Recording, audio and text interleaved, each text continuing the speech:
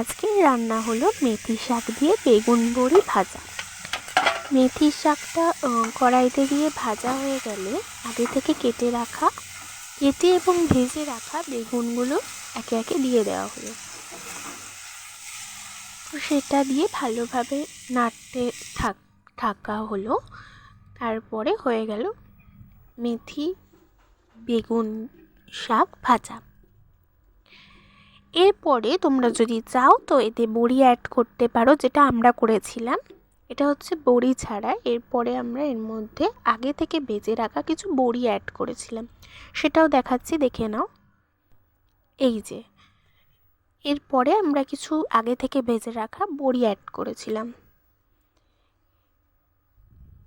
তো এরকম আরও ভিডিও দেখতে হলে আমার চ্যানেলটাকে অবশ্যই সাবস্ক্রাইব করে দিও।